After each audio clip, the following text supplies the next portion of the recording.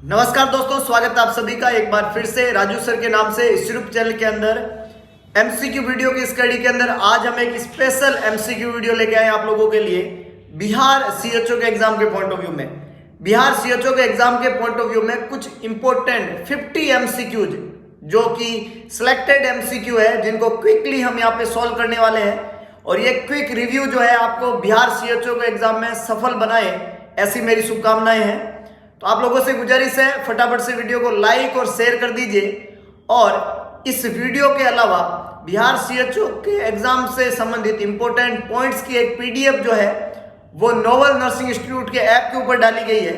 तो उस पीडीएफ को जरूर रेफर करें, ऐप को इंस्टॉल करके उसमें पीडीएफ अवेलेबल है, उस पीडीएफ को जरूर देखें। ये पीडीएफ आपको इस एग्जाम में सफल बनाने में कुछ हद तक मदद करेगी। तो शुरुआत करते हैं इस बेहतरीन एमसीक्यू सेशन की, पूरा वीडियो देखें और इसके अलावा इस बिहार सीएचओ के एग्जाम के पॉइंट में इंपॉर्टेंट बुलेट्स पीडीएफ कहां पे मिलेगी? नोवल नर्सिंग इंस्टीट्यूट के ऐप पे, प्ले स्टोर पे जाके नोवल नर्सिंग इंस्टीट्यूट का ऐप इंस्टॉल कर दीजिए, पीडीएफ मिल जाएगी आपको। तो सबसे पहला question, main feature of systemic lupus erythematosus. Question आपको क्या पूछ रहा है? ये फर्स्ट क्वेश्चन है, ध्यान दीजिएगा। क्वेश्चन ने पूछा है main features of systemic lupus erythematosus. Systemic lupus erythematosus, इसको हम बोलते हैं एसएलई। क्या बोलते हैं? एसएलई। सिस्टमिक ल्यूपस एरिथमेटोसिस एक बीमारी है स्किन की और इसका मेन फीचर आपको पूछा है, एक ऑटो इम्यून डिजीज है, small vesicle pustule, red rashes over cheek और सोराइसिस। तो याद रखिएगा ल्यूपस एरिथमेटोसिस एसएलई बीमारी जो होती है इसमें वेसाइकल नहीं बनते हैं। वेसाइकल चिकन पॉक्स के अंदर बनते हैं। किसमें बनते हैं? चिकन पॉक्स के अंदर। पस्ट्यूल इसके अंदर नहीं बनते हैं। रेड रेसेस ओवर चीक इसके अंदर देखने को मिलता है। तो सी यहाँ पे बिल्कुल करेक्ट आंसर है, रेड रेसेस ओवर चीक। इसको हम बटरफ्लाई फेशियल रेस बोलते हैं। क्या बोलते हैं? बटरफ्लाई फेशियल रेस, इसको बोलते हैं बटरफ्लाई फेशियल रेस।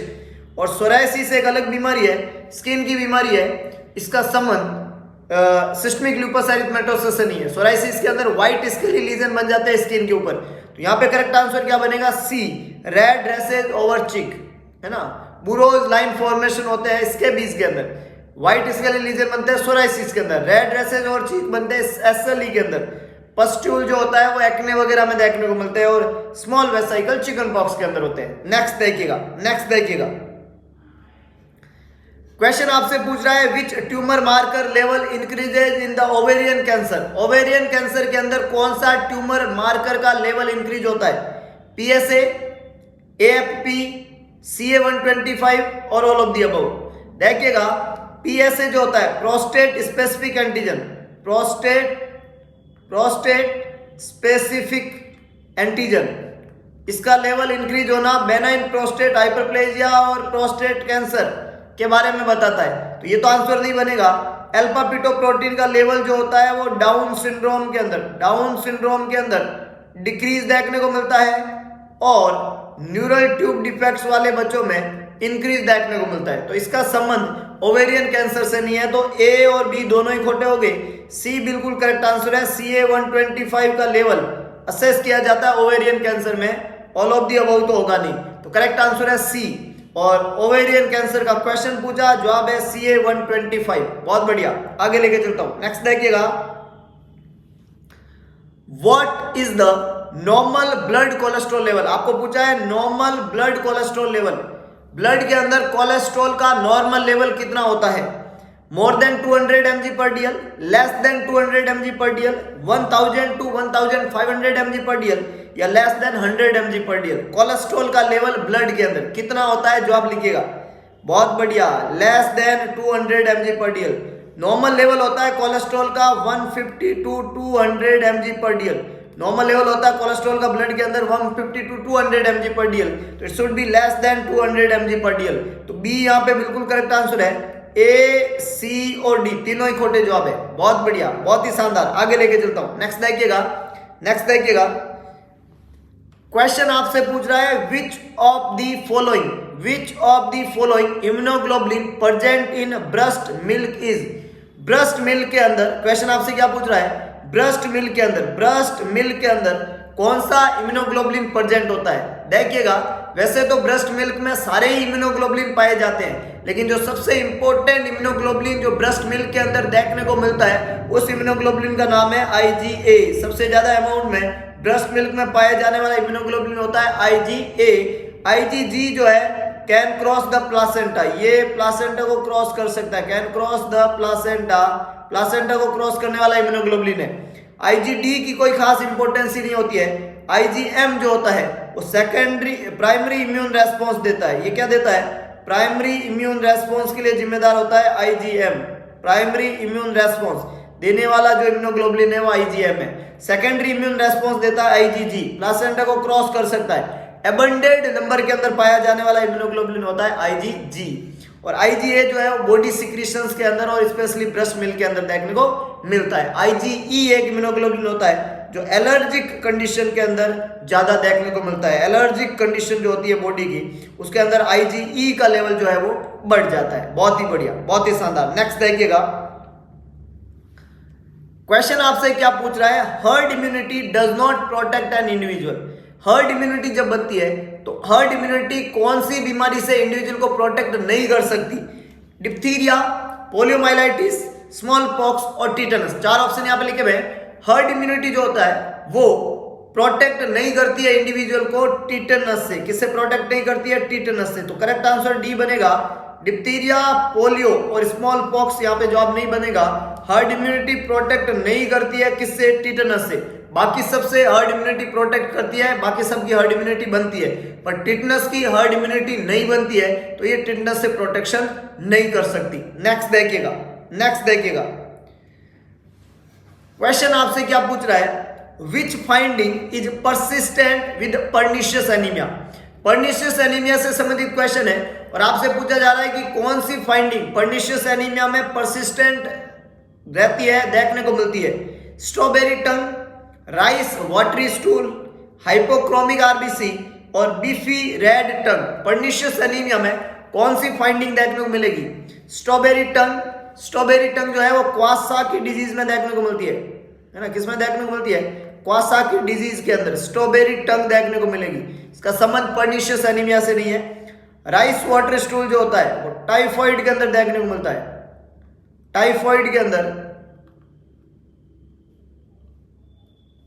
टाइफॉइड और कोलेरा दो इंपॉर्टेंट बीमारी होती है। टाइफॉइड जो होता है उसके अंदर पी सूप स्टूल देखने को मिलता है, सॉरी, और कोलेरा के अंदर राइस वाटर स्टूल। टाइफॉइड के अंदर P soup stool, P soup stool. Typhoid के अंदर पी सूप स्टूल देखने को मिलता है और कोलेरा के अंदर राइस वाटर स्टूल देखने को मिलता है। कोलेरा, इसकी फाइंडिंग होती है राइस वाटर स्टूल। तो राइस वाटर स्टूल देखने को मिलेगा कोलेरा के अंदर और टाइफॉइड के अंदर देखने को मिलता है पी सूप स्टूल। तो यहाँ राइस वाटर स्टूल तो नहीं बन सकता, स्ट्रॉबेरी टंग नहीं बनेगा। Hypochromic RBC, microcytic hypochromic, microcytic hypochromic RBC जो है वो आयरन डेफिशिएंसी एनीमिया में देखने को मिलती है, इसलिए सी आंसर भी नहीं बनेगा। तो करेक्ट आंसर है डी, बीफी रेड टंग जो है वो देखने को मिलती है पर्निशियस एनीमिया के अंदर।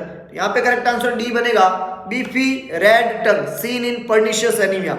ए, बी और सी तीनों ही खोटे जवाब है। बहुत ही बढ़िया, बहुत ही शानदार। आगे लेके चलता हूं, नेक्स्ट देखिएगा। Mitral valve is also referred as, mitral valve को इस नाम से भी जाना जाता है। किस नाम से? Aortic wall, pulmonary wall, tricuspid wall, bicuspid valve. चार ऑप्शन लिखे हुए हैं। मिट्रल वॉल का दूसरा नाम आपको पूछा है, कौन सा होना चाहिए? बहुत बढ़िया, मैक्सिमम लोगों ने सही जवाब दिया, it's bicuspid valve. Mitral valve का दूसरा नाम है बाइकस्पिड वॉल। मिट्रल वॉल का ही दूसरा नाम है bicuspid valve. D correct answer है। बहुत ही बढ़िया, बहुत ही शानदार। नेक्स्ट देखिएगा। All of the following are non-modifiable risk factor for coronary heart disease except। Question आपको पूछ रहा है कि सारे के सारे नॉन मोडिफाइबल रिस्क फैक्टर है कोरोनरी हार्ट डिजीज के, एक को छोड़ के। मॉडिफाइबल और नॉन मॉडिफाइबल दो तरीके के रिस्क फैक्टर होते हैं। मॉडिफाइबल रिस्क फैक्टर वो होते हैं जिसको आप मॉडिफाई कर सकते हो, नॉन मॉडिफाइबल वो होते हैं जिसमें मॉडिफिकेशन पॉसिबल नहीं है। तो यहाँ पे चार ऑप्शन में एज, सेक्स और फैमिली हिस्ट्री को आप मॉडिफाई नहीं कर सकते, तो ये तो नॉन मॉडिफाइबल हो गए। और मॉडिफाइबल कौन सा हो गया? High blood pressure. तो हाई ब्लड प्रेशर जो है ये आप मॉडिफाई कर सकते हो, इसको आप कंट्रोल कर सकते हो, इसको आप मैनेज कर सकते हो, लेकिन आप एज, सेक्स और फैमिली हिस्ट्री को मॉडिफाई नहीं कर सकते। तो करेक्ट आंसर रहेगा सी। एक्सेप्ट का क्वेश्चन था, सी बिल्कुल करेक्ट है। आगे लेके चलता हूं, नेक्स्ट देखिएगा। क्वेश्चन आपसे पूछ रहा है which of the following is a sign of shock. निम्न में से कौन सा शॉक का साइन है? शॉक जो होता है उसमें बॉडी में फ्लूइड की डेफिशिएंसी हो जाती है, हाइपोटेंशन के साथ में टैकीकार्डिया होता है और सांस में भी प्रॉब्लम होती है। तो शॉक का साइन पूछा है। Increase systolic blood pressure, increase नहीं होएगा, डिक्रीज होएगा। तो सिस्टोलिक ब्लड प्रेशर तो शॉक में क्या हो जाता है? डिक्रीज हो जाता है, तो ये तो खोटा हो गया। Increase urinary output, urinary output increase नहीं होता है, डिक्रीज हो जाता है। जब वॉल्यूम कम हो जाता है बॉडी में तो यूरिन आउटपुट कम हो जाएगा। बाउंडिंग पल्स, पल्स बाउंडिंग नहीं आएगी, पल्स आपकी क्या हो जाएगी? वीक हो जाएगी। पल्स आपकी क्या हो जाएगी? थ्रेडी हो जाएगी। तो थ्रेडी और वीक पल्स होएगी, बाउंडिंग नहीं होगी। तो ए, बी और सी तीनों ही खोटे जवाब है। तो करेक्ट आंसर क्या बनेगा? डी। और यहाँ पे लिखा हुआ है सैलो रैपिड रेस्पिरेशन, ये शॉक वाले मरीज में देखने को मिलेगा। डी बिल्कुल करेक्ट आंसर है। ए, बी और सी तीनों ही खोटे जवाब है। बहुत ही बढ़िया, बहुत ही शानदार, बहुत अच्छे, बहुत ही बढ़िया। अगला क्वेश्चन आपको क्या पूछ रहा है? Among these which is a positive sign of hypocalcaemia. इनमें से कौन सा हाइपोकैल्सीमिया का पॉजिटिव साइन है? कौन सा हाइपोकैल्सीमिया का, कैल्शियम की कमी वाले का पॉजिटिव साइन है? Positive sign of hypocalcaemia Chvostek, Macewen, Brudzinski, Stellwag, which is the positive sign of hypocalcaemia. बहुत बढ़िया। Positive sign of hypocalcaemia is Chvostek sign. इसके अलावा एक और साइन होता है ट्रोसाउस साइन। क्या होता है? ट्रोसाउस साइन। तो यहाँ पे होता है वॉस्टेक और ट्रोसाउस साइन। वॉस्टेक साइन में चिक जो होता है, चिक फेशियल मसल को टैप करता है तो इसके अंदर स्पाज्म होता है, इसको पॉजिटिव वॉस्टेक साइन कहते हैं, फर्स्ट साइन ऑफ हाइपोकैल्सीमिया। और ट्रोसाउस साइन जो होता है इसमें कार्पोपेडल स्पाज्म होगा। जब आप हैंड के अंदर बीपी कप बांधते हैं तो ये जो कार्पोपेडल एरिया इसके अंदर स्पाज्म होने लग जाता है, इसको पॉजिटिव ट्रोसाउस साइन के नाम से जानते हैं। तो यहाँ पे करेक्ट आंसर बनेगा ए, पॉजिटिव वॉस्टेक साइन हाइपोकैल्सीमिया का साइन है। मैस्वेन साइन जो होता है वो हाइड्रोसिपलस में देखने को मिलता है, crack pot sound, hydrocephalus, Macewen sign. Brudzinski sign जो है वो मेनिंजाइटिस में देखने को मिलता है, मेनिंजाइटिस का साइन होता है ब्रूडजिंस्की साइन और कर्निंग साइन। ओमान साइन जो होता है वो डीवीटी के अंदर देखने को मिलता है। बहुत बढ़िया। नेक्स्ट देखिएगा। अगला क्वेश्चन आपसे पूछ रहा है the function unit of kidney is. Kidney की फंक्शनल यूनिट कौन सी होती है? ग्लोमेरुलस, नेफ्रॉन, न्यूरॉन या बोवन कैप्सूल। बहुत बढ़िया, सही जवाब it's nephron. Nephron is the structural and functional unit of kidney. Kidney की स्ट्रक्चरल और फंक्शनल यूनिट क्या है? नेफ्रॉन है। ग्लोमेरुलस जो है वो बोवंस कैप्सूल जो होता है, ग्लोमेरुलस कैप्सूल होता है, वहां पे जो ब्लड वेसल का जाल होता है, गुच्छा होता है, उसको ग्लोमेरुलस के नाम से जानते हैं। और न्यूरॉन जो होता है वो स्ट्रक्चरल और फंक्शनल यूनिट होती है नर्वस सिस्टम की। तो करेक्ट आंसर यहाँ पे बनेगा B, nephron. Not Bowman capsule, not glomerulus और नॉट न्यूरॉन। बहुत बढ़िया। क्वेश्चन है aspermia is term use to describe. Aspermia term जो है वो यूज किया जाता है किसको डिस्क्राइब करने के लिए? एस्पर्मिया टर्म जो है वो यूज किया जाता है किसको डिस्क्राइब करने के लिए? Absent of semen, absence of sperm, presence of abnormal sperm, absence of sperm motility. चार ऑप्शन यहाँ पे लिखे हुए हैं। एस्पर्मिया का मतलब क्या होता है? एस्पर्मिया का मतलब एब्सेंट ऑफ स्पर्म नहीं होता है, इसका मतलब होता है एब्सेंस ऑफ सीमन। सीमन का एब्सेंस होना एस्पर्मिया कहलाएगा और स्पर्म का एब्सेंस होना एजुस्पर्मिया कहलाता है। क्या कहलाता है? एजुस्पर्मिया। एजुस्पर्मिया का मतलब होता है एब्सेंट ऑफ स्पर्म और एस्पर्मिया का मतलब होता है एब्सेंस ऑफ सीमन। बहुत बढ़िया, बहुत ही अच्छे। नेक्स्ट देखिएगा, नेक्स्ट देखिएगा। अगला क्वेश्चन आपसे पूछ रहा है ring round on trachea are in numbers. Trachea के अंदर जो राउंड राउंड रिंग होती है उनके टोटल नंबर कितने होते हैं? टोटल नंबर कितने होते हैं? 8 to 10, 5 to 7, 16 to 20, 10 to 13। चार ऑप्शन है। टोटल नंबर जो ट्रेकिया के ऊपर रिंग होती है उसके नंबर होते हैं 16 to 20, 16 से 20। टोटल नंबर जो ट्रेकिया का रिंग पे होते हैं वो होते हैं 16 से 20। सी यहाँ पे बिल्कुल करेक्ट आंसर है। 16 से 20 टोटल नंबर होते हैं ट्रेकिया के अंदर रिंग के। बहुत बढ़िया, बहुत ही शानदार। अगला क्वेश्चन आपसे क्या पूछ रहा है? Expanded form of SARS. SARS जो है उसकी एक्सपांडेड फॉर्म मतलब फुल फॉर्म बतानी है आपको सार्स की। Severe acquired respiratory syndrome, severe acute reproductive syndrome, severe acute respiratory syndrome, severe acquired reproductive syndrome. Corona, कोविड-19 बोलो या कोरोना वायरस बोलो, उसकी जो फॉर्म है, जो वायरस है उसका, वो जो बीमारी करता है वो है severe acute respiratory syndrome, SARS CoV 2, corona virus 2, पूरा वायरस का नाम है severe acute respiratory syndrome corona virus 2। तो यहाँ पे करेक्ट आंसर है C, severe acute respiratory syndrome. C यहाँ पे बिल्कुल करेक्ट आंसर है। ए, बी और डी तीनों ही खोटे जवाब है। बहुत ही बढ़िया, बहुत अच्छे, severe acute respiratory syndrome. Next देखिएगा, नेक्स्ट देखिएगा। अगला क्वेश्चन आपसे पूछ रहा है total number of deciduous teeth in children is. Question है आपको पूछ रहा है टोटल नंबर बताओ डेसिडुअस टीथ के चिल्ड्रन के अंदर। डेसिडुअस टीथ को ही आप मिल्क टीथ बोल सकते हो, इसी को आप टेम्पररी टीथ बोल सकते हो। क्या बोल सकते हो? टेम्पररी टीथ बोल सकते हो, मिल्क टीथ बोल सकते हो, डेसिडुअस टीथ बोल सकते हो। इसके टोटल नंबर बच्चों में 20 होते हैं। कितने होते हैं? 20। परमानेंट टीथ के टोटल नंबर जो होते हैं वो 32 होते हैं और मिल्क टीथ के टोटल नंबर 20 होते हैं। डेसिडुअस टीथ, टेम्पररी टीथ के टोटल नंबर 20 होते हैं। तो यहाँ पे करेक्ट आंसर बनेगा बी, 20 इन नंबर्स। बहुत बढ़िया, नेक्स्ट देखिएगा। अगला क्वेश्चन आपसे क्या पूछ रहा है? Lateral curvature of the spine is called. Question आपसे पूछ रहा है बताइए साहब, लेटरल कर्वेचर जो स्पाइन की होती है, स्पाइन की कर्वेचर जो है वो कैसी हो जाए? लेटरल कर्वेचर हो जाए। तो इस लेटरल कर्वेचर ऑफ स्पाइन को किस नाम से जानते हैं? काइपोसिस, लोर्डोसिस, स्कोलियोसिस और pectus excavatum. Lateral curvature of spine is known as scoliosis. किस नाम से जानते हैं? स्कोलियोसिस। वर्टिब्रल कॉलम का बोनी डिफेक्ट होता है स्कोलियोसिस। काइपोसिस जो होता है उसमें हम्प बन जाता है, हम्प है ना, पीछे की तरफ कुबड़ के रूप में बाहर निकल जाता है स्पाइन, उसको काइपोसिस कहते हैं। लोर्डोसिस में आगे की तरफ स्पाइन जो है वो निकल जाता है, जो आपका जो है पिजन चेस्ट जिसको हम बोल सकते हैं, उसकी तरह स्पाइन हो जाता है, पिजन चेस्ट देखने को मिलता है, इसको बोलते हैं लोर्डोसिस। और पेक्टस एक्सकैवेटम जो है वो रिकेट्स, विटामिन डी की कमी से रिकेट्स जो बीमारी होती है उसमें साइन देखने को मिलता है, जिसमें मोन जो होती है आपके चेस्ट की वो अंदर की तरफ धस जाती है, इसको पेक्टस एक्सकैवेटम कहते हैं। तो करेक्ट आंसर है सी, ए, बी और डी तीनों ही खोटे जवाब है। बहुत अच्छे, बहुत ही बढ़िया। नेक्स्ट देखिएगा। अगला क्वेश्चन आपसे पूछ रहा है 7 weeks after the conception the growing structure inside a uterus is now called.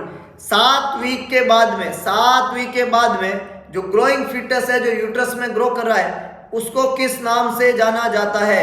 Zygote, embryo, foetus, neonate. 4 option यहाँ पे लिखे हुए हैं। किस नाम से जाना जाएगा? ग्रोइंग स्ट्रक्चर जो यूट्रस के अंदर है 7 वीक पे, जाइगोट, एम्ब्रियो, फीटस और नियोनेट। फटाफट से जवाब लिखिएगा। बहुत बढ़िया। 7 वीक के बाद में कंसेप्शन जो ग्रो करता है, स्ट्रक्चर ग्रो कर रही है यूट्रस में, उसको हम एम्ब्रियो के नाम से जानते हैं। किस नाम से? एम्ब्रियो की। पहले 2 वीक जो होता है, फर्स्ट 2 वीक जो होता है वो जाइगोट कहलाता है। 3rd वीक से लेके 8 वीक तक इसको हम एम्ब्रियो कहते हैं और 7 वीक के बाद में 8 ही आता है तो ये एम्ब्रियो होगा। 9 वीक से लेके टिल बर्थ तक हम उसको फीटस बोलते हैं, 9 वीक से टिल बर्थ तक। और 0 दिन से जन्म के बाद में फर्स्ट 28 डेज जो होते हैं उसको हम नियोनेट के नाम से जानते हैं। तो यहाँ पे करेक्ट आंसर क्या बनेगा? B, embryo. बहुत अच्छे, नेक्स्ट देखिएगा। अगला क्वेश्चन आपसे पूछ रहा है with in 3 minutes after birth, 3 minute में आप हार्ट रेट चेक कर रहे हो एक हेल्दी अलर्ट नियोनेट की, वो किसके बीच में रेंज करेगी? कितने के बीच में? 120 to 180, 130 to 170, 100 to 130, 110 to 160। तो नॉर्मल हार्ट रेट होती है 120 to 160, 180 और 170 तो खोटा है और 130 बहुत कम है। ए, बी और सी तीनों ही खोटे जवाब बन गए। करेक्ट आंसर डी बनेगा 110 to 160। डी बिल्कुल करेक्ट आंसर है। ये नॉर्मल हार्ट रेट होती है 3 दिन के बच्चे के अंदर। बहुत बढ़िया, नेक्स्ट देखिएगा, नेक्स्ट देखिएगा। अगला क्वेश्चन फटाफट से क्विक रिव्यू है ये, जवाब सुनते रहिएगा और अपने आप को मजबूत टिकाए हुए रखिएगा। Expected weight of a child at 1 year whose birth weight was 3.5 kg। 3.5 kilo birth weight है, 1 साल की उम्र पे कितना हो जाएगा? तो 3.5 किलो बर्थ वेट 1 साल पे ट्रिपल हो जाता है। कितना हो जाता है? 3 टाइम्स हो जाएगा, ट्रिपल हो जाएगा, 3 गुना हो जाएगा। तो आप 3.5 को 3 से मल्टीप्लाई करोगे तो 10.5 के आसपास वजन आ जाएगा। कितना आ जाएगा? 10.5 kg। बी बिल्कुल करेक्ट आंसर है। 5.5 को जब आप 3 से मल्टीप्लाई करोगे 3 टाइम्स हो जाता है, तो 3 से मल्टीप्लाई करो 15, 9 और 1 10, तो ये हो जाता है 10.5 kg। बहुत बढ़िया, बी बिल्कुल करेक्ट आंसर है। नेक्स्ट देखिएगा, बहुत अच्छे, नेक्स्ट देखिएगा। अगला क्वेश्चन यहाँ पे बोल रहा है according to WHO low birth weight baby means a weight less than. WHO के अकॉर्डिंग LBW बेबी किसको बोलते हैं? कितने से कम वजन को LBW बेबी बोलेंगे? 2.8 से कम, 2.7 से कम, 2.5 से कम या 2.3 से कम? बता दीजिए जवाब। बहुत अच्छे, 2.5 से कम जो बच्चा होता है लेस देन 2.5 kg उसको हम LBW बेबी बोलते हैं। अगर वजन लेस देन 1.5 kg हो उसको हम VLBW बेबी बोलते हैं। और अगर ये लेस देन 1 kg हो तो उसको हम extreme low birth weight baby बोलते हैं। तो यहाँ पे 3 आंसर बन सकते हैं, 2.5, 1.5 और 1 kg से कम। 2.5 से कम पूछा है तो ये बच्चा LBW कहलाएगा। सी यहाँ पे बिल्कुल करेक्ट आंसर है। बहुत बढ़िया, low birth weight baby, C is the correct one. बहुत अच्छे, नेक्स्ट देखिएगा। अगला क्वेश्चन आपसे पूछ रहा है the centre symbol of under 5 clinic represent. जो अंडर 5 क्लिनिक होता है उसके अंदर जो सेंटर सिंबल होता है, ये सेंटर सिंबल किसको रिप्रेजेंट करता है? ये क्वेश्चन है, आपको पूछा है। अंडर 5 क्लिनिक के सिंबल के अंदर जो सेंटर सिंबल है ये किसको रिप्रेजेंट करता है? Health education, family planning, immunisation, adequate nutrition. कौन से चीज को इंडिकेट करता है? Central symbol. ये central symbol FP that is known as family planning, ये इंडिकेट करेगा फैमिली प्लानिंग को। बी यहाँ पे बिल्कुल करेक्ट आंसर है। सेंट्रल सिंबल इंडिकेट करता है फैमिली प्लानिंग को। समझ रहे हो बात को? बहुत बढ़िया, नेक्स्ट देखिएगा, अगला देखिएगा। क्वेश्चन आपसे पूछ रहा है the vaccine was first performed by. Vaccine सबसे पहले किसने खोज किया? John Salk, Edward Jenner, Louis Pasteur, Alexander Fleming. Vaccine की डिस्कवरी, स्मॉल पॉक्स वैक्सीन सबसे पहले आया और उसकी डिस्कवरी की एडवर्ड जीनर ने। बी बिल्कुल करेक्ट आंसर है। फर्स्ट वैक्सीन डिस्कवर की जो श्रेय जाता है वो एडवर्ड जीनर को जाता है। B smallpox vaccine Edward Jenner, B is the correct one. Next देखिएगा। अगला क्वेश्चन आपसे पूछ रहा है global immunisation programme started into. Global immunisation programme कब स्टार्ट हुआ था? करेक्ट आंसर 1870, 1974, 1976 या 1985। Global immunisation programme is started in the 1974। B बिल्कुल करेक्ट आंसर है। 1974 के अंदर ग्लोबल इम्यूनाइजेशन प्रोग्राम जो है वो स्टार्ट हो चुका था। बहुत बढ़िया, नेक्स्ट देखिएगा, नेक्स्ट देखिएगा। अगला क्वेश्चन आपके सामने, अगला क्वेश्चन क्या कह रहा है? Which vaccine can be given to an AIDS positive child. AIDS acquired immunodeficiency syndrome positive जो चाइल्ड है उसको कौन सा वैक्सीन दिया जा सकता है? एड्स पॉजिटिव चाइल्ड में कौन सा वैक्सीन दिया जा सकता है? BCG, OPV, measles, all of the above. AIDS positive patient है उसके अंदर लाइव वैक्सीन वैसे कॉन्ट्रा इंडिकेटेड होता है, लाइव वैक्सीन कॉन्ट्रा इंडिकेटेड होता है, पर तीनों ही लाइव वैक्सीन है तो एड्स वाले पेशेंट के अंदर BCG का वैक्सीन दिया जा सकता है। क्योंकि ये जो HIV या एड्स का बच्चा होता है उसको अपॉर्चुनिटी इंफेक्शन होता है ट्यूबरकुलोसिस और उसका प्रिवेंशन किया जा सकता है BCG से। तो BCG वहां पे इंडिकेटेड है, बाकी कोई भी इंडिकेटेड नहीं है। प्रेगनेंसी के अंदर येलो फीवर वैक्सीन दिया जा सकता है, बाकी कोई लाइव वैक्सीन नहीं देते हैं। वैसे ही एड्स वाले बच्चे के अंदर BCG दिया जा सकता है, बाकी सारे कॉन्ट्रा इंडिकेटेड है। तो यहाँ पे करेक्ट आंसर क्या बनेगा? A, B, C और D तीनों ही खोटे जवाब है। OPV और मीजल्स बिल्कुल कॉन्ट्रा इंडिकेटेड है, नहीं दे सकते। बहुत बढ़िया, नेक्स्ट देखिएगा, नेक्स्ट देखिएगा। अगला क्वेश्चन आपसे क्या पूछ रहा है? Reverse cold chain is used for. Reverse cold chain किसके लिए काम में ली जाती है? Reverse cold chain carrying stool sample of polio patient from PSC to lab, transporting outdated vaccine from PSC to district hospital, transporting the vaccine to the lab to check potency, transporting the vaccine from camp to sub centre. क्या correct answer रहेगा? Reverse cold chain. Reverse cold chain काम में ली जाती है vaccine के लिए नहीं, वैक्सीन को ट्रांसपोर्ट करने के लिए नहीं, स्टूल के सैंपल को कैरी करने के लिए पोलियो के मरीज के PSC से लैब के अंदर। ए बिल्कुल करेक्ट आंसर है। ये काम में ली जाती है स्टूल सैंपल को कैरी करने के लिए। B, C और D तीनों खोटे जवाब है। ए बिल्कुल करेक्ट आंसर है। बहुत बढ़िया, नेक्स्ट देखिएगा, नेक्स्ट देखिएगा। अगला क्वेश्चन आपसे क्या पूछ रहा है? Most heat resistant and heat sensitive vaccine. Heat के प्रति सबसे ज्यादा रेजिस्टेंट और सबसे ज्यादा सेंसिटिव। फर्स्ट ऑप्शन है TT एंड DPT, सेकंड है TT एंड OPV, थर्ड है DPT एंड मीजल्स, फोर्थ है DT एंड OPV। हीट के प्रति सबसे ज्यादा रेजिस्टेंस वैक्सीन होता है टिटनस और सबसे ज्यादा सेंसिटिव होता है ओरल पोलियो वैक्सीन। तो बी यहाँ पे बिल्कुल करेक्ट आंसर है। मोस्ट हीट सेंसिटिव और हीट रेजिस्टेंस वैक्सीन का पूछा है। हीट रेजिस्टेंस है टीटी और हीट सेंसिटिव है ओपीवी। बहुत बढ़िया, बहुत ही शानदार। नेक्स्ट देखिएगा, अगला क्वेश्चन आपसे पूछा जा रहा है oral polio vaccine was added to immunisation schedule in the year. OPV को इम्यूनाइजेशन शेड्यूल में कब ऐड किया गया है? और ओपीवी को इम्यूनाइजेशन शेड्यूल में 1979 के अंदर ऐड कर दिया गया था। ए यहाँ पे बिल्कुल करेक्ट आंसर है। 1979 में ओरल पोलियो वैक्सीन को वैक्सीनेशन या इम्यूनाइजेशन शेड्यूल जो है उसमें इंक्लूड कर लिया गया था। बी, सी और डी तीनों ही खोटे जवाब है। बहुत बढ़िया। नेक्स्ट देखिएगा,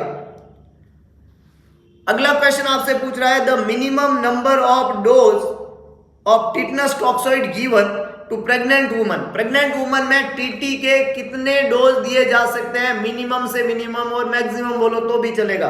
3, 4, 2, 1। मिनिमम डोज 2, मैक्सिमम भी 2। तो टिटनस की टोटल डोज प्रेगनेंसी के प्रेग्नेंट लेडी को 2 लगती है, एक माँ के लिए और एक बच्चे के लिए। टोटल डोज 2 लगेगी टिटनस की प्रेगनेंसी के दौरान। सी यहाँ पे करेक्ट आंसर है। बहुत बढ़िया। नेक्स्ट देखिएगा, अगला क्वेश्चन यहाँ पे पूछ रहा है after preparation measles vaccine should be used. Prepare करने के बाद में मीजल्स वैक्सीन को आपने प्रिपेयर कर दिया, प्रिपेयर करने के बाद में मीजल्स वैक्सीन को कितने टाइम के अंदर यूज करना चाहिए? 6, 4, 12 और 24। बहुत बढ़िया। मीजल्स वैक्सीन को 4 घंटे के अंदर यूज करना चाहिए और उसके बाद में इसको डिस्कार्ड कर देना चाहिए। तो ए, सी और डी तीनों ही खोटे जवाब है। बी करेक्ट आंसर है 4 आवर्स। बहुत बढ़िया। नेक्स्ट देखिएगा, बहुत अच्छे। नेक्स्ट देखिएगा, अगला क्वेश्चन आपसे यहाँ पे पूछ रहा है how many ANM visit on a minimum should be recommended for an antenatal care mother. जो एंटीनेटल केयर मदर है, एएनसी मदर है, उस एएनसी मदर के अंदर कितनी मिनिमम विजिट होनी चाहिए एएनएम की एंटीनेटल केयर वाली मदर के अंदर? 1, 5, 6 और 4। एंटीनेटल केयर में minimum recommended visit ANM visit कितनी होनी चाहिए? 4 होनी चाहिए एंटीनेटल मदर की। डी यहाँ पे करेक्ट आंसर है। ए, बी और सी तीनों ही खोटे जवाब है। मिनिमम 4 विजिट होना चाहिए। नेक्स्ट देखिएगा, अगला क्वेश्चन आपसे पूछ रहा है sentinel surveillance is used to. Sentinel surveillance जो है वो किसके लिए काम में लिया जाता है? फर्स्ट है know the total number of affected people, no the hidden case in the community, compare the incidence, measures incidence and prevalence. तो यहाँ पे सेंटिनल सर्वेलेंस जो होता है वो किया जाता है हिडन कैसेज को जानने के लिए। बी यहाँ पे करेक्ट आंसर है to know the hidden cases in the community. B correct answer है। ए, सी और डी तीनों ही खोटे हैं। नेक्स्ट देखिएगा, अगला क्वेश्चन यहाँ पे बोला जा रहा है the newborn birth to be registered in India within. जो न्यूबॉर्न बेबी बर्थ होता है उसका बर्थ का रजिस्ट्रेशन कितने टाइम के अंदर करा लेना होता है? 7, 21, 14 और 45। तो बर्थ का रजिस्ट्रेशन हो या डेथ का रजिस्ट्रेशन हो, ऑप्शन में 21 है तो कुछ भी सोचने की जरूरत नहीं है। 21 डेज के अंदर बर्थ का रजिस्ट्रेशन और डेथ का रजिस्ट्रेशन करवा लेना होता है। अगर अलग अलग पूछा जाए सेपरेटली और 21 ऑप्शन में नहीं हो तो बर्थ रजिस्ट्रेशन 14 दिन में और डेथ रजिस्ट्रेशन 7 दिन के अंदर करवा लेना चाहिए। बहुत बढ़िया। नेक्स्ट देखिएगा, अगला क्वेश्चन आपसे पूछ रहा है the major cause of infant mortality rate in India. India के अंदर इन्फेंट मोर्टेलिटी रेट का मेजर कारण क्या है, बड़ा कारण क्या है? Diarrhoea, respiratory infection, congenital anomaly और प्रीमेच्योरिटी। बहुत बढ़िया। देखिएगा major cause infant mortality rate का हमेशा ही क्या रहा है? प्रीमेच्योरिटी। क्या रहा है? प्रीमेच्योरिटी। डी यहाँ पे करेक्ट आंसर है। जितना ज्यादा बच्चा प्रीमेच्योर उतनी इन्फेंट मोर्टेलिटी की संभावना है ज्यादा। लॉन्ग टर्म पे अंडर 5 के बच्चों का देखें, 1 से 5 साल के बच्चों का, तो डायरिया और रेस्पिरेटरी एलिमेंट वहां पे कारण बनते हैं। तो यहाँ पे करेक्ट आंसर रहेगा डी, प्रीमेच्योरिटी। बहुत बढ़िया। नेक्स्ट देखिएगा, अगला क्वेश्चन यहाँ पे पूछ रहा है maternal mortality rate definition include all except MMR. Maternal mortality rate की डेफिनेशन में सब आता है एक को छोड़ के। Death during pregnancy, death in pregnancy, death within 6 week post delivery, death within 6 month post delivery. Maternal mortality rate के अंदर ए, बी और सी तीनों ही आते हैं। आप डेथ प्रेगनेंसी के दौरान, प्रेगनेंसी के अंदर या 6 वीक, डिलीवरी के बाद में 6 वीक तक को मैटरनल मोर्टेलिटी रेट में रखा जाएगा, लेकिन 6 महीने तक का टाइम मैटरनल मोर्टेलिटी रेट में नहीं आता है। डी यहाँ पे करेक्ट आंसर बनेगा। एक्सेप्ट का क्वेश्चन था, कौन सा कंपोनेंट एमएमआर में नहीं आएगा, तो डी नहीं आएगा, death within 6 month post delivery. Next देखिएगा अगला क्वेश्चन, मैटरनल मोर्टेलिटी रेशियो जो होता है उसको एक्सप्रेस कैसे करते हैं। मैटरनल मोर्टेलिटी रेशियो कितने पे एक्सप्रेस होता है? मैटरनल डेथ पर लाइव बर्थ, पर 1000 लाइव बर्थ, पर 1 लाख लाइव बर्थ, पर 1000 पॉपुलेशन। तो एमएमआर जो होती है वो हमेशा 1 लाख पे काउंट करते हैं, तो करेक्ट आंसर सी बनेगा। पर 1 लाख लाइव बर्थ पे क्या काउंट होती है? मैटरनल मोर्टेलिटी रेट एमएमआर पर 1 लाख लाइव बर्थ। सी यहाँ पे करेक्ट आंसर है। ए, बी और डी तीनों ही खोटे जवाब है। बहुत बढ़िया। नेक्स्ट देखिएगा अगला क्वेश्चन यहाँ पे कह रहा है, small pox was eradicated from the world in the year. पूरे विश्व में से स्मॉल पॉक्स का इरेडिकेशन कौन से साल में हुआ है? और करेक्ट आंसर यहाँ पे क्या बनेगा? 1980। ए यहाँ पे करेक्ट आंसर है। स्मॉल पॉक्स का इरेडिकेशन वर्ल्ड वाइड 1980 के अंदर हो गया था, 1980 के अंदर। बहुत बढ़िया। नेक्स्ट देखिएगा अगला क्वेश्चन आपको यहाँ पे पूछ रहा है, BCG vaccine is available in the powder form, it should reconstitute with. Powder form में जो बीसीजी वैक्सीन होती है उसको किसके अंदर डाइल्यूट करते हैं? Distil water, normal saline, 5% dextro solution या Ringer lactate solution. BCG vaccine should be dilute in the normal saline. B यहाँ पे करेक्ट आंसर है। नॉर्मल सलाइन में इसको डाइल्यूट करते हैं। मीजल्स जो होता है उसका डाइल्यूशन डिस्टिल वाटर होता है, बीसीजी का डाइल्यूशन नॉर्मल सलाइन होता है। 5% डेक्स्ट्रोज और आरएल यहाँ पे नहीं बनेगा, तो करेक्ट आंसर क्या बनेगा? बी, नॉर्मल सलाइन, बीसीजी का डाइल्यूशन। बहुत बढ़िया। नेक्स्ट देखिएगा अगली एक इंपॉर्टेंट सूचना आप लोगों के लिए, एमसीक्यू अभी कंटिन्यू है। हमने 40 क्वेश्चन यहाँ पे पढ़े हैं, 10 क्वेश्चन अभी भी रिमेनिंग है। 50 इंपॉर्टेंट एमसीक्यू हम पढ़ रहे हैं बीआरसीएचओ के एग्जाम के पॉइंट ऑफ व्यू में। और एक इंफॉर्मेशन है आप लोगों के लिए कि जो बीआरसीएचओ का एग्जाम होने वाला है परसों, उसकी कुछ इंपॉर्टेंट बुलेट्स के टाइप में पीडीएफ अवेलेबल है। और ये पीडीएफ आपको कहाँ मिलेगी? Novel nursing institute. कहाँ पे मिलेगी? नोवल नर्सिंग इंस्टीट्यूट के नाम से, इस नाम से प्ले स्टोर के ऊपर एक ऐप है। आप प्ले स्टोर पे टाइप करिए नोवल नर्सिंग इंस्टीट्यूट, तो प्ले स्टोर पे नोवल नर्सिंग इंस्टीट्यूट के नाम से एक ऐप आएगा। उस ऐप को इंस्टॉल करिए, सेटिंग में जाके ऐप को रेटिंग दीजिए, और उस ऐप के अंदर आपको स्टडी मटेरियल के अंदर पीडीएफ अवेलेबल है। बहुत ही इंपॉर्टेंट पीडीएफ है, बहुत ही इंपॉर्टेंट चीजें उसके अंदर अवेलेबल है। पूरी पीडीएफ को एग्जाम से पहले जरूर पढ़ लीजिएगा, इस एग्जाम में आपको मैक्सिमम मदद करेगी ये पीडीएफ। कहाँ पे अवेलेबल है? नोवल नर्सिंग इंस्टीट्यूट के ऐप के ऊपर बुलेट्स फॉर्म के अंदर फ्री पीडीएफ अवेलेबल है। ये पीडीएफ इंपॉर्टेंट बुलेट्स बिल्कुल फ्री है। उस पीडीएफ को इंस्टॉल कर दीजिए, ऐप को इंस्टॉल कर दीजिए, पीडीएफ को डाउनलोड करके उसको पूरा देखिएगा। बहुत इंपॉर्टेंट नोट्स वहां पे अवेलेबल है पीडीएफ फॉर्म के अंदर। आगे लेके चलता हूँ, भूलेंगे या ना, पढ़ के जरूर जाइएगा, एग्जाम में जरूर मदद करेगा। बिहार सीएचओ के एग्जाम के पॉइंट ऑफ व्यू में special PDF on novel nursing institute app के अंदर ये पीडीएफ अवेलेबल है। नेक्स्ट देखिएगा, नोवल नर्सिंग इंस्टीट्यूट ऐप है, डाउनलोड करिएगा। नोवल नर्सिंग इंस्टीट्यूट है क्या? ये जोधपुर के अंदर एक साइनिंग कोचिंग है, लहरिया स्वीट होम के सामने, भगत की कोठी, न्यू पाली रोड, जोधपुर। यहाँ पे ऑफलाइन क्लासेस भी लगती है और online platform novel nursing institute का अवेलेबल है। आप ऑनलाइन और ऑफलाइन दोनों ही प्लेटफॉर्म से जुड़ सकते हो और बेहतरीन भविष्य निर्माण की तरफ आगे बढ़ सकते हो। नोवल नर्सिंग इंस्टीट्यूट, लहरिया स्वीट होम के सामने, Bhagat ki Kothi, new Pali road, Jodhpur. Online और ऑफलाइन दोनों प्लेटफॉर्म अवेलेबल है आप लोगों के लिए। आगे लेके चलता हूं, नेक्स्ट देखिएगा। अगला क्वेश्चन यहां पे कह रहा है, administration of readymade antibody create. अगर आप किसी मरीज के अंदर रेडीमेड एंटीबॉडी दे रहे हो तो ये एक पैसिव इम्यूनिटी देने का तरीका है, तो पैसिव एक्वायर्ड इम्यूनिटी इसको बोलते हैं। बी यहाँ पे करेक्ट आंसर है। रेडीमेड एंटीबॉडी जब आप देते हो ये पैसिव एक्वायर्ड इम्यूनिटी है। एक्टिव एक्वायर्ड इम्यूनिटी इसको नहीं बोलते हैं। एक्टिव एक्वायर्ड इम्यूनिटी तब बनती है जब आप एंटीजन देते हो बॉडी में। क्या देते हो? एंटीजन। और एक्टिव नेचुरल इम्यूनिटी जो है वो ये नहीं है, जब कोई डिजीज होती है आपकी बॉडी में तो ये नेचुरल तरीके से एक्टिव एंटीबॉडी बनती है। और पैसिव नेचुरल एंटीबॉडी इम्यूनिटी जो होती है ये मदर से बच्चे में जाती है आईजीजी फॉर्म के अंदर। तो ये पैसिव नेचुरल इम्यूनिटी कहलाती है। यहां पे आपको पूछा है रेडीमेड, जो ये होगी पैसिव एक्वायर्ड इम्यूनिटी। बहुत बढ़िया, नेक्स्ट देखिएगा। अगला क्वेश्चन यहां पे कह रहा है ILR is design for, ILR जो है वो किसके लिए डिजाइन किया गया है?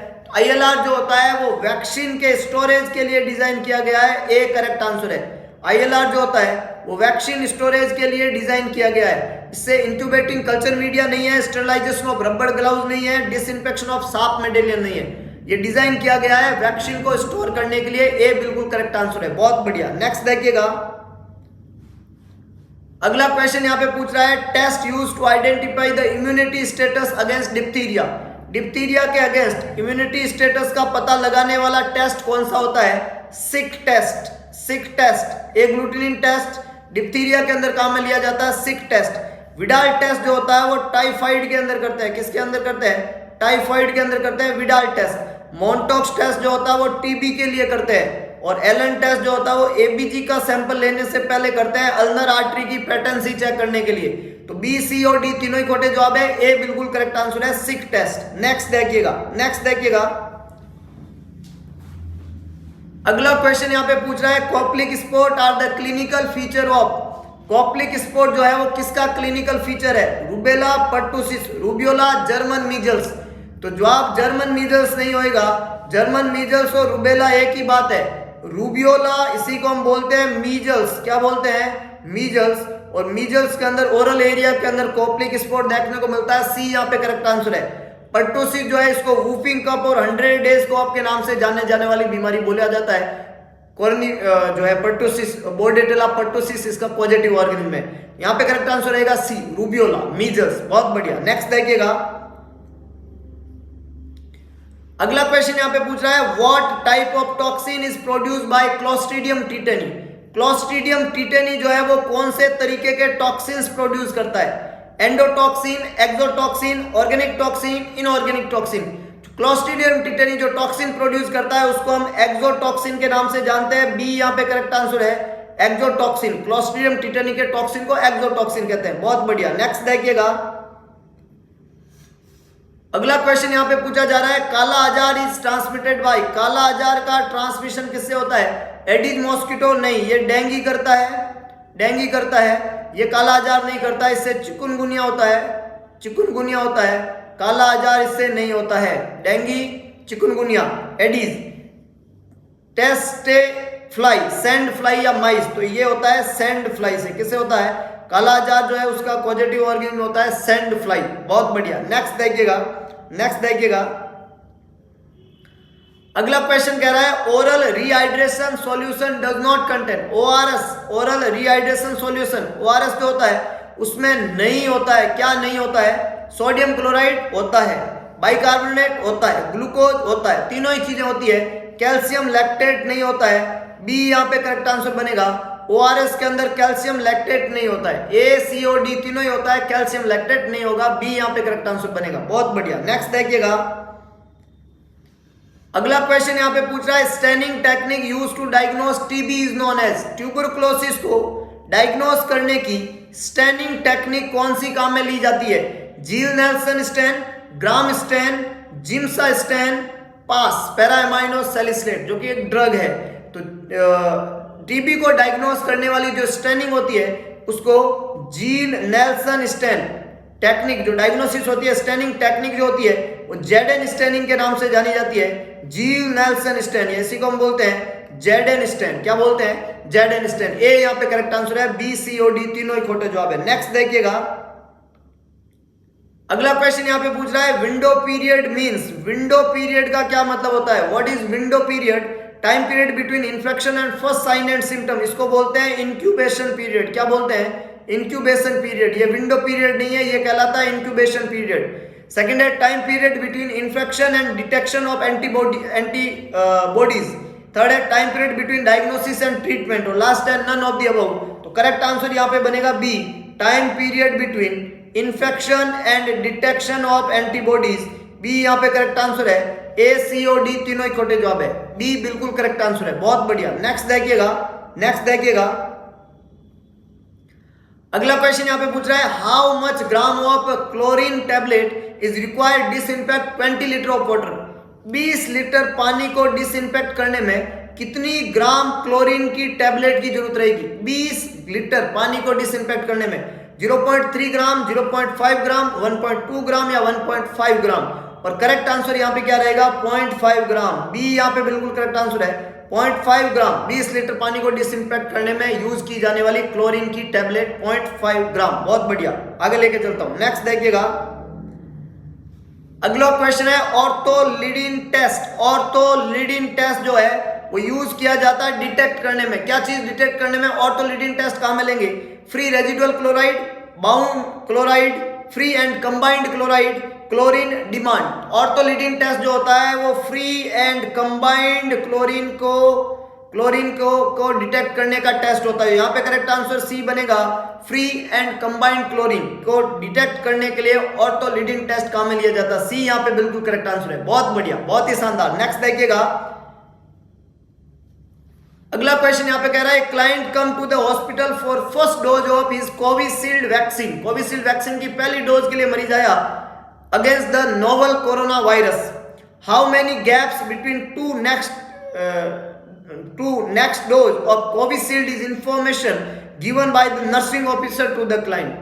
अगली वैक्सीन कब देंगे, कितना गैप होना चाहिए, 7, 14, 21 या 28 डेज। करेक्ट आंसर बताइएगा। दो कोविड वैक्सीन के बीच का जो गैप होता है वो 28 डेज का होता है। डी यहाँ पे बिल्कुल करेक्ट आंसर है। 7, 14 और 21 नहीं होगा, 28 days is the correct one. D यहाँ पे करेक्ट आंसर है। ए, बी और सी तीनों ही खोटे जवाब है। बहुत बढ़िया, D is the correct one, 28 days. समझ गए बात को, बहुत बढ़िया। नेक्स्ट देखिएगा, नोवल नर्सिंग इंस्टीट्यूट। क्या करना है आपको, प्ले स्टोर पे जाना है, टाइप करना है नोवल नर्सिंग इंस्टीट्यूट।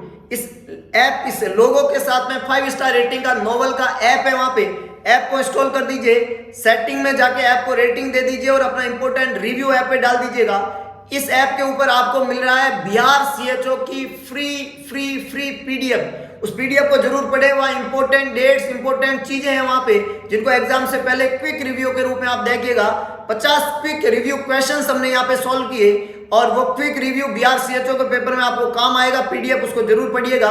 इसके अलावा अगर आप ऑफलाइन क्लासरूम स्टडी के बारे में सोच रहे हैं तो पहुंच जाइए लहरिया स्वीट होम के सामने, Bhagat ki Kothi, new Pali road, Jodhpur. Novel nursing institute doctor MD sir के द्वारा संचालित इस इंस्टीट्यूट की ऑफलाइन क्लासेस शुरू हो चुकी है।